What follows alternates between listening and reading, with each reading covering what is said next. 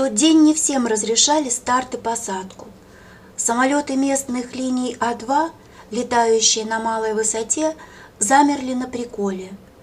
Некоторые из них, застигнутые переменой погоды на подходе к аэропорту, откочевали на юг области, где циклон, прорвавшийся с северо-востока, еще не чувствовался. Смолин только что вернулся из очередного полета, отрулил самолет на стоянку и уже собирался идти обедать, но узнал, что вслед за ним к аэропорту приближается Вадим Шихов и остался на бетонной площадке перед входом в аэровокзал. Стоял нахохленно, кутаясь в плащ, глядел на низко стелющиеся тучи. Решится Вадим на посадку? Да и примут ли его здесь? Наверняка переадресуют куда-нибудь поюжнее. А Вадиму так важно поверить в себя. Ветер, резкий и низовой, был под стать тому, когда Шихов, совершая свои первые самостоятельные полеты на новой для него машине, съехал во время посадки с бетонной полосы. Кто сегодня у пульта? Побежал на стартово-диспетчерскую аэропорта, высящуюся на башне служебного помещения огромным застекленным фонарем. Вся она по крыше и по бокам была утыкана антеннами. Дежурил Петя Бородулин. С ним у Смолина были давние приятельские отношения, и если руководитель полетов Плахов не заглянет сюда в ближайшие минуты, можно тут побыть немного. Вход в диспетчерскую сотрудникам аэропорта воспрещался, за исключением командиров, наблюдающих взлет и посадку самолетов своих подчиненных. «Петя, я на секундочку, посмотрю только, как Шихов приземлится». «Если приземлится», склонившись к диспетчерскому пульту, Петя внимательно глядел на экран пеленгатора. «А что?» «Ветер боковой на пределе, 15 метров. Иван Силантьев только что делал 2 захода, оба неудачно. Поболтался в зоне ожидания и ушел на Ижевск. Контрольные цифры брал? Только что. Не затихает ветер. Это уже надолго». Луч локатора засек самолет, приближающийся к аэропорту. И тотчас же в динамике зазвучал голос Шихова. «Я борт 46-820, высота 400, на прямой 215». Сделав переключение, Петя объявил в микрофон. «Я старт, продолжайте заход, условия посадки без изменений». Теперь все зависело от Вадима. Сумеет он выйти точно на полосу? Если его снесет, придется, как и Силантьеву, идти на второй заход. И нервы у парня могут не выдержать. За двойными стеклами диспетчерской, усыпанными дождевыми каплями, показалась серая точка самолета. Крылатое тело машины стремительно приближалось, все увеличиваясь в размерах. Это был Ан-24, машина Смолину хорошо знакомая. До того, как пересесть на Ил-18, он налетал на ней не 100 000 километров без аварий и мог бы посадить ее вслепую. А сейчас волновался, словно там, за штурвалом, сидел не Вадим Шихов, а он сам, совершая свои первые полеты. Только бы не промазал, только бы сделал точную поправку на ветер. И снова голос Вадима. «Шасси выпустил, к посадке готов». В голосе напряженность. Самолет коснулся бетонного покрытия, и хоть его явно сносило, но умелым маневрированием он удерживался на прямой. «Молодец, Вадька, ну молодец!» Хлопнув Бородулина по плечу, Смолин побежал вниз, а самолет тем временем уже подруливал к аэровокзалу. Подали трап, и пассажиры, хмуро поглядывая на резко бьющий дождь, спускались по ступеням, не подозревая, что все могло быть гораздо хуже. Ведь если бы командир корабля не решился на посадку, а он имел на это право, быть бы им всем сейчас не здесь, не дома, а в Ижевске или Казани, и кто знает, через сколько часов или суток они смогли бы выбраться оттуда. Лицо Вадима, когда он появился в овале дверей, цвело улыбкой. Голубые глаза сияли, рот до ушей. Заметил Смолина у трапа и подбежал к нему. Сильно, до боли стиснул руки. Заговорил так, будто они сегодня уже виделись и разговаривали на эту тему. «Знаешь, старик, я сегодня дал себе слово. Если опять не сумею посадить с первой попытки, то вернусь-ка я на свой испытанный или два. Буду опять летать по районам». «Ну зачем же? Да ведь обидно, когда не получается». «Получилось же сегодня. Получилось!» Широкое лицо Вадима опять расплылось в улыбке. Он оглянулся на самолет, как бы все еще не веря, что посадка совершена. «Получилось! Черт побери!» И он обнял Смолина, оторвал его от земли. «Тише, грыжу получишь!» Сегодня, Дима, было бы особенно обидно очутиться где-то за 3-9 земель. У дочки Алки день рождения, приглашены гости. Жена обижается. В этом году, как непамятная дата, так я в воздухе. Ты заглянул бы вечерком, а? К 8 часам. Ведь знаешь, где я живу? Правда, приходи. Возможно, и приду. Нет уж, без всяких возможно, точно приходи. Ладно, обещаю. А сейчас тороплюсь, извини, надо жене помочь в приготовлениях. Закрутилась, наверное. Значит, до вечера. И спасибо тебе за все. Спасибо. Они расстались, и Смолин, довольный, что все у Шихова получилось нормально, направился обедать. Еще в дверях ресторана, по тому взгляду, который метнула на него из-за стойки Ната, понял, что здесь его ожидает какой-то сюрприз. Шел, пытаясь догадаться, что бы это означало, и вдруг заметил Лену.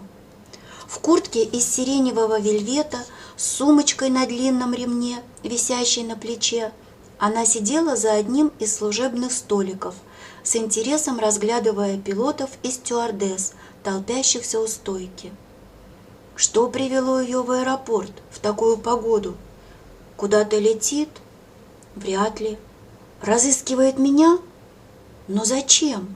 И откуда Нате известно, что я с нею знаком? Олег растрезвонил. Ната, обычно следившая за тем, чтобы посторонние не занимали служебные места, не попросила ее уйти. Видимо, узнала в ней диктора местного телевидения и захотела поближе ее рассмотреть. А может, по другой причине. «Вот и вы! Я знала, что здесь вас встречу!» — весело заговорила Лена, повернувшись к Смолину. «Ведь если гора не идет к Магомету, то...» «Спасибо за разъяснение. Теперь я буду знать, кто из нас гора и кто Магомет». Они поздоровались. Смолин сел рядом. «Где вы так долго пропадали? Ваш самолет уже добрых 40 минут как на земле». «Магомету это известно?» «Да, он знает все, в том числе и то, что гора ужасно проголодалась. Не так ли?» «Так». «А можно и мне присоединиться к трапезе?» «Конечно». Ната, наблюдавшая за ними через головы посетителей, сделала неловкое движение. Чашки зазвенели, кофе расплескался. Смолин глянул в ее сторону. Ната торопливо вытирала стойку и, мельком ловя его взгляд, как бы говорила: «Вот, я знала, что этим бы все и кончилось, если бы мы не разошлись. Ты бросил бы меня ради какой-нибудь фифы. Я вижу, вижу». Смолину вдруг стало жаль ее. Бедняжка, она даже не в силах скрыть свою досаду и растерянность. А что, если я для нее все еще дорог? А что, если наш разрыв продиктован не ее сердцем, а глупыми страхами, внушенными ей не в меру осторожными мамой с папой? Попросить Нату сейчас, чтобы она обслужила их, было бы слишком жестко, и он подозвал официантку.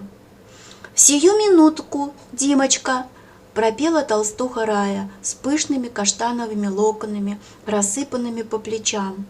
«Народу много, но вас я, Димочка, не задержу». Она была убеждена, что все пилоты от нее без ума. Вы наша новая сотрудница, да?» По-женски придирчиво стала разглядывать Лену. «Я вас уже видела». «Да, новая сотрудница», — подтвердил Смолин. «Недавно закончила училище и теперь летает в моем экипаже правым вместо Игоря Иванова». «Разве?» Голубые Раечкины глаза доверчиво округлились. «Я Игоречка только что накормила, и он мне об этом ни слова». Обижен, потому и молчит.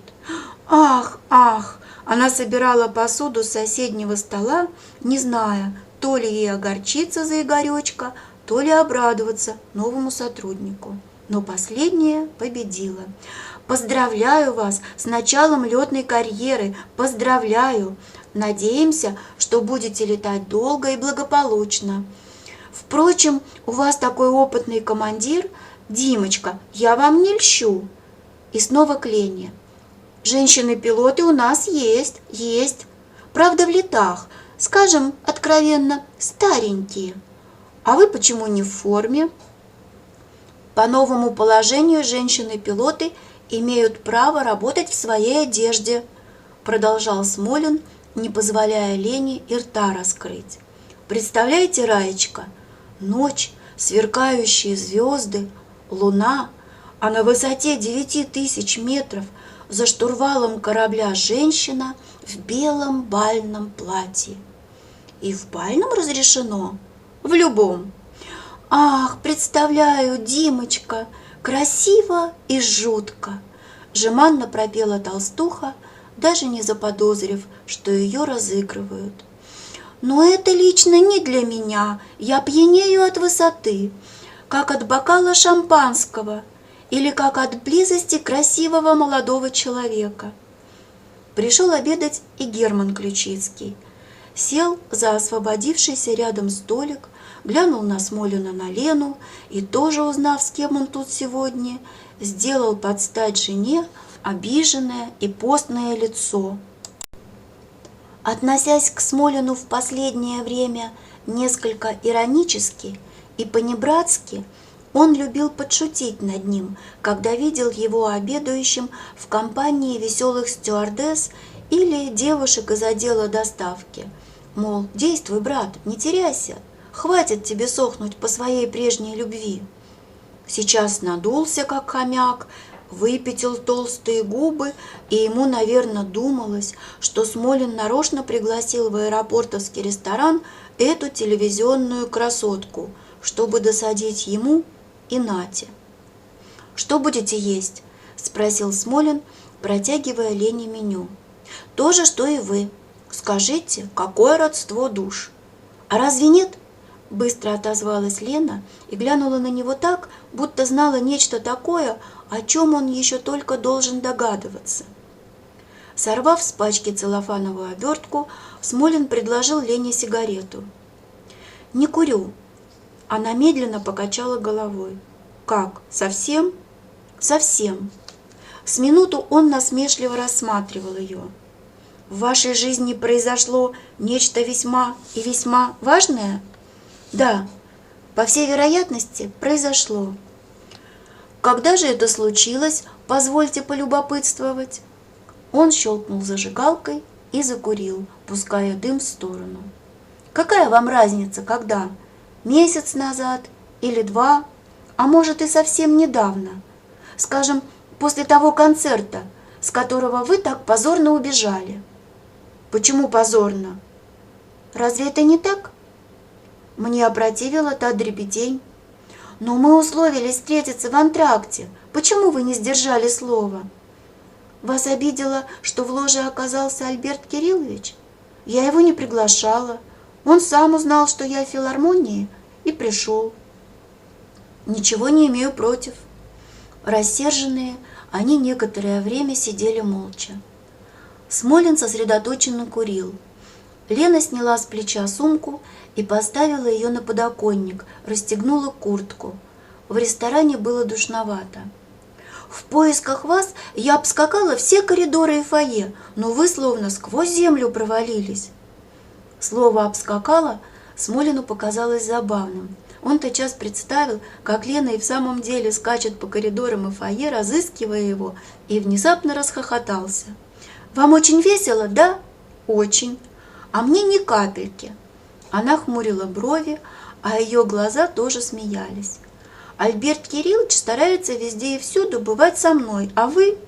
Я же нелюдим, вам об этом известно». Они все еще сидели за ненакрытым столом, а Герман Ключицкий уже смачно чавкал. Ната подносила ему блюдо за блюдом. К ней вернулось самообладание, и теперь она была любящей супругой, ласковой, заботливой, для которой не существовало на свете ничего дороже ее милого Гермаши. Обед Ключицкого сегодня был обильнее обычного. Счастливчик даже и не подозревал, что этому причиной.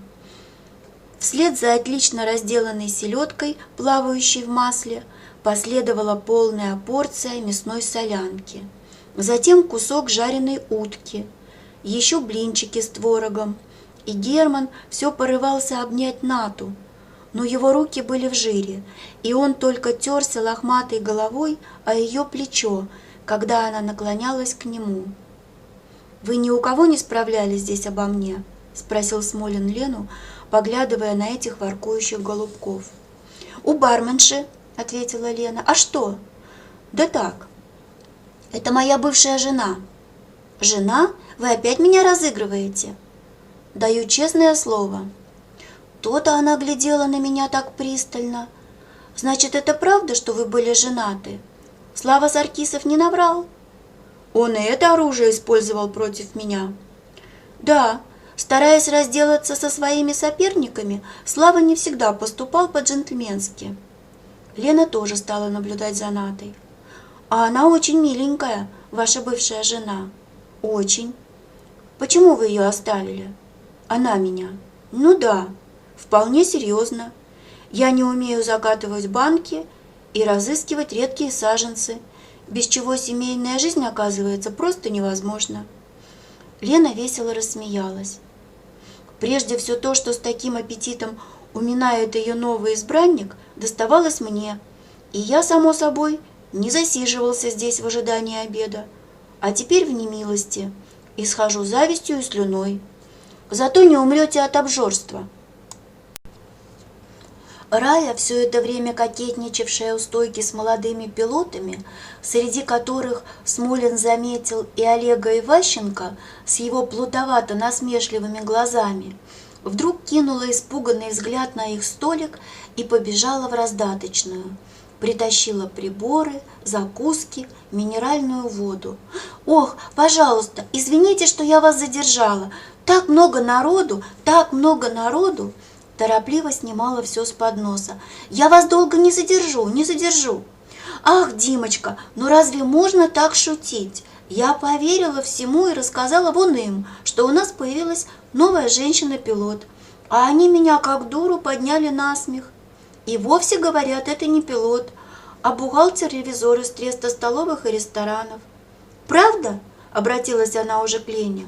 «То-то мне ваше лицо знакомо. Вы уже приходили к нам? Я прекрасно помню, что приходили, и все у нас вам очень понравилось». Когда Рая снова исчезла в раздаточной, наводя там панику, прикрикивая на поваров, Лена сказала: «Шутников у вас тут хоть отбавляй».